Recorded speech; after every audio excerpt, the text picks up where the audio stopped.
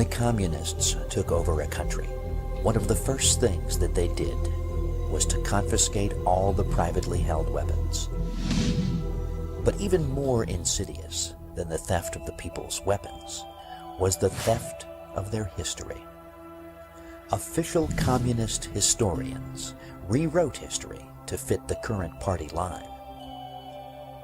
In many countries, revered national heroes were excised from the history books, or their real deeds were distorted to fit communist ideology, and communist killers and criminals were converted into official saints. Holidays were declared in honor of the beasts who murdered countless nations. Did you know that much the same process has occurred right here in America? Every January, the media go into a kind of almost spastic frenzy of adulation for the so-called Reverend Dr. Martin Luther King Jr.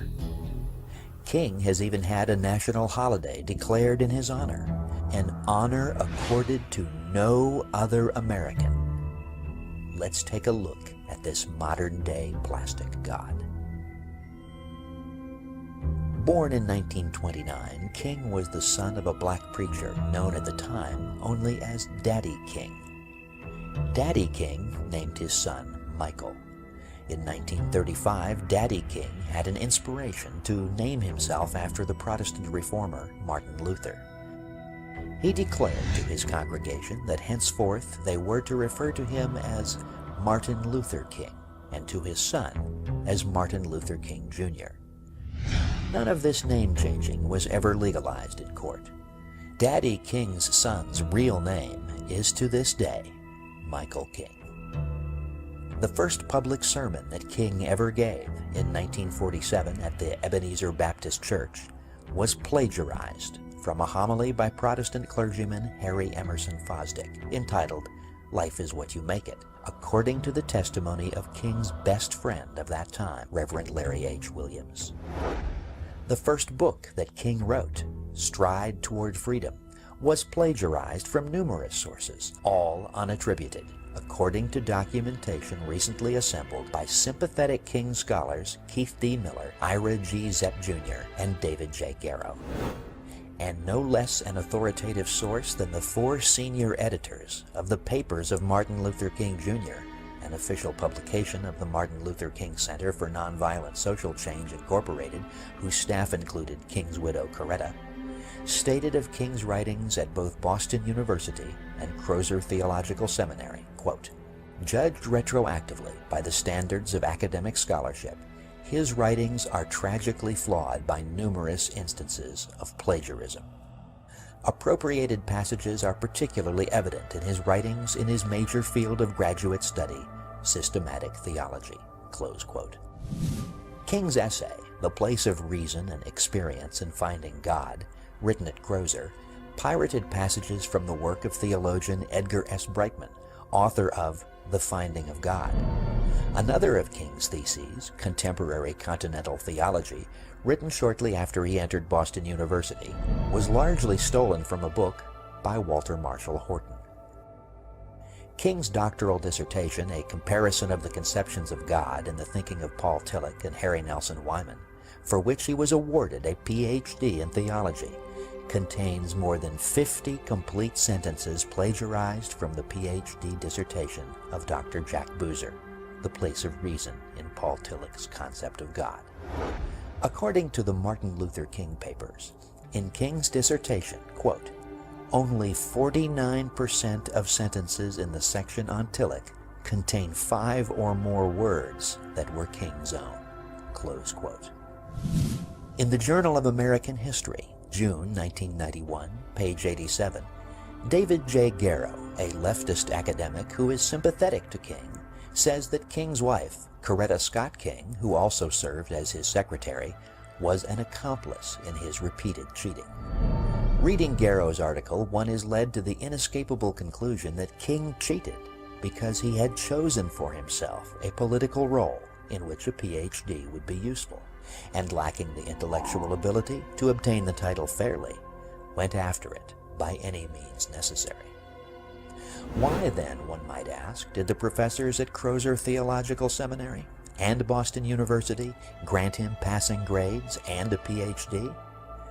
Garrow states on page 89, quote, "King's academic compositions, especially at Boston University, were almost without exception little more than summary descriptions and comparisons of others' writings. Nonetheless, the papers almost always received desirable letter grades, strongly suggesting that King's professors did not expect more." Close quote. The editors of the Martin Luther King Jr. papers state that, quote, "The failure of King's teachers to notice his pattern of textual appropriation is somewhat remarkable," close quote. But researcher Michael Hoffman tells us, quote, "Actually, the malfeasance of the professors is not at all remarkable. King was politically correct. He was black, and he had ambitions. The leftist professors were happy to award a doctorate to such a candidate, no matter how much fraud was involved. Nor is it any wonder that it has taken 40 years for the truth about King's record of nearly constant intellectual piracy to be made public." Close quote.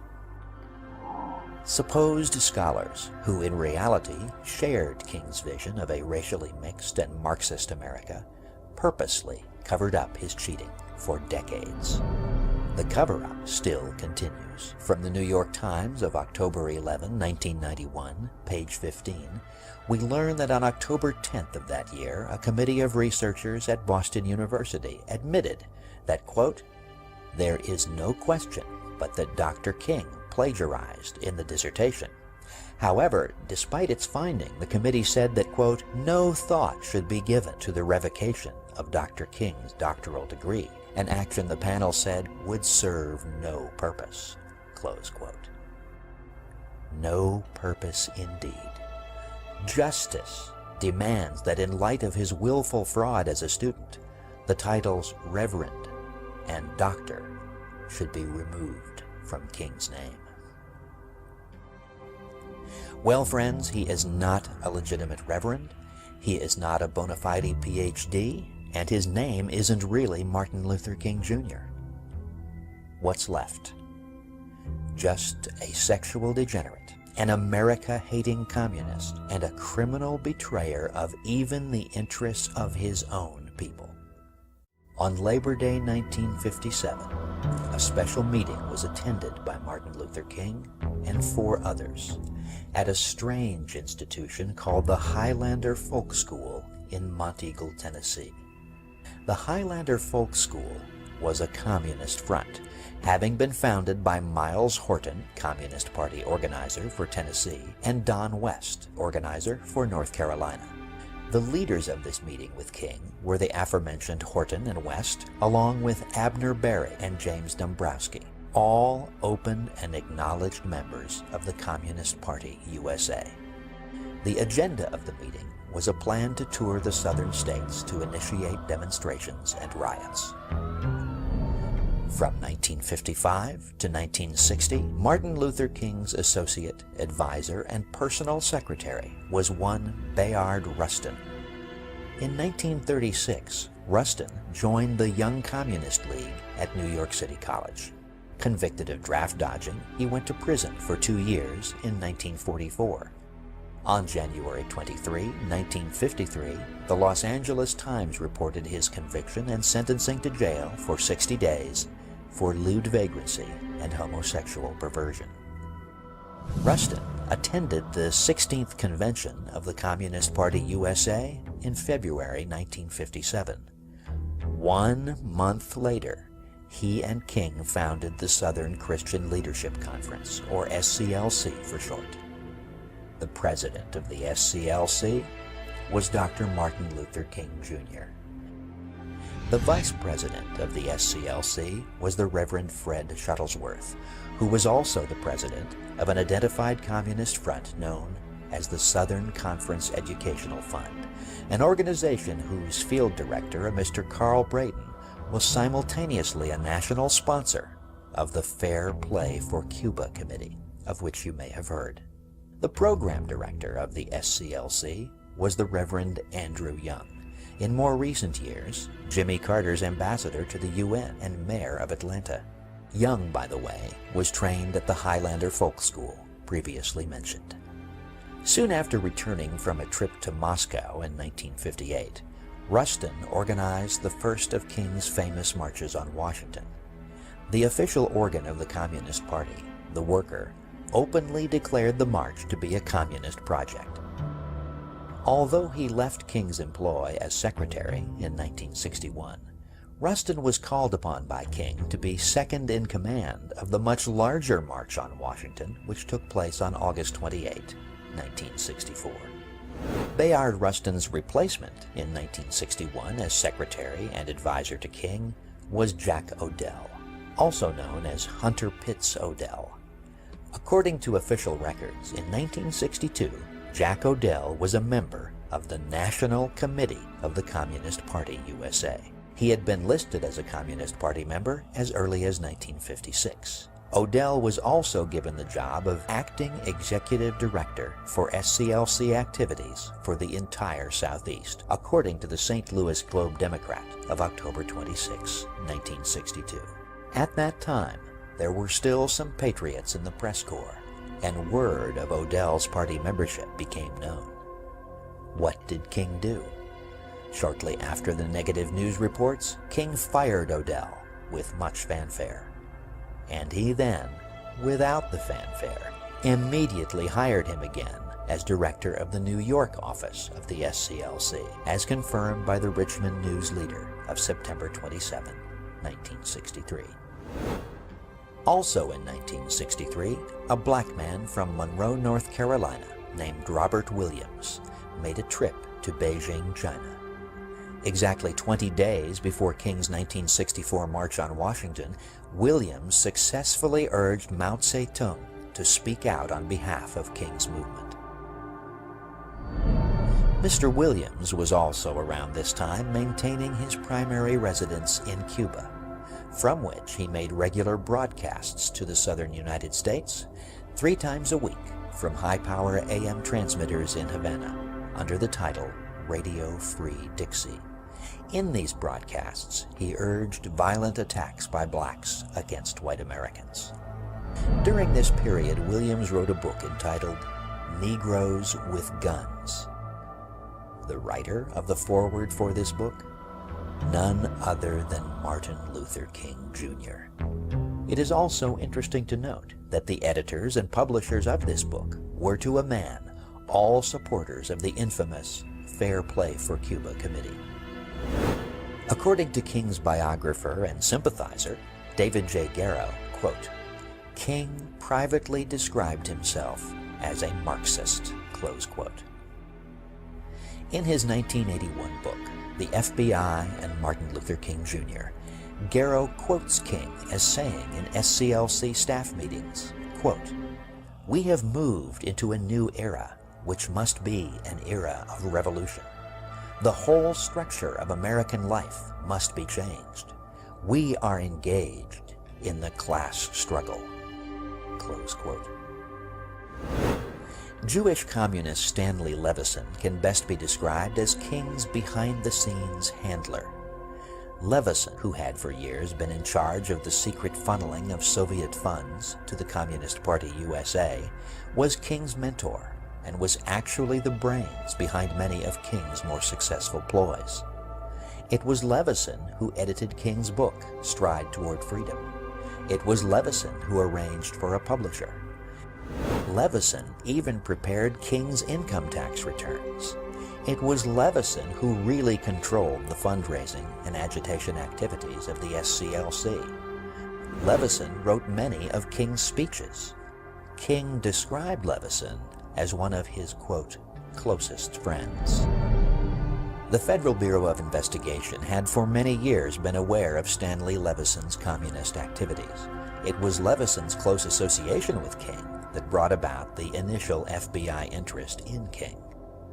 Lest you be tempted to believe the controlled media's lie about racists in the FBI being out to get King, you should be aware that the man most responsible for the FBI's probe of King was Assistant Director William C. Sullivan.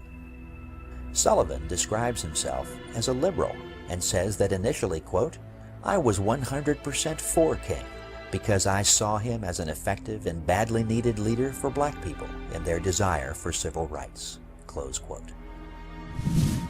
The probe of King not only confirmed their suspicions about King's communist beliefs and associations, but it also revealed King to be a despicable hypocrite, an immoral degenerate, and a worthless charlatan. According to Assistant Director Sullivan, who had direct access to the surveillance files on King, which are denied the American people, King had embezzled or misapplied substantial amounts of money contributed to the civil rights movement. King used SCLC funds to pay for liquor and numerous prostitutes, both black and white, who were brought to his hotel rooms, often 2 at a time, for drunken sex parties, which sometimes lasted for several days. These types of activities were the norm for King's speaking and organizing tours. In fact, an outfit called the National Civil Rights Museum in Memphis, Tennessee, which is putting on display the 2 bedrooms from the Lorraine Motel where King stayed the night before he was shot, has declined to depict in any way the occupants of those rooms. That, according to exhibit designer Gerard Eisterhold, would be, quote, "close to blasphemy." The reason? Dr. Martin Luther King Jr. spent his last night on Earth having sexual intercourse with 2 women at the motel and physically beating and abusing a 3rd. Sullivan also stated that King had alienated the affections of numerous married women. According to Sullivan, who in 30 years with the Bureau had seen everything there was to be seen of the seamy side of life, King was one of only 7 people he had ever encountered who was such a total degenerate. Noting the violence that almost invariably attended King's supposedly non-violent marches, Sullivan's probe revealed a very different King from the carefully crafted public image. King welcomed members of many different black groups as members of his SCLC, many of them advocates and practitioners of violence. King's only admonition on the subject was that they should embrace, quote, "tactical nonviolence," close quote. Sullivan also relates an incident in which King met in a financial conference with Communist Party representatives, not knowing that one of the participants was an infiltrator actually working for the FBI. J. Edgar Hoover personally saw to it that documented information on King's communist connections was provided to the President and to Congress, and conclusive information from FBI files was also provided to major newspapers and newswire services. But were the American people informed of King's real nature? No, for even in the 1960s, the fix was in. The controlled media and the bought politicians were bound and determined to push their racial mixing program on America. King was their man, and nothing was going to get in their way. With a few minor exceptions, these facts have been kept from the American people. The pro-King propaganda machine grinds on, and it is even reported that a serious proposal has been made to add some of King's writings as a new book in the Bible.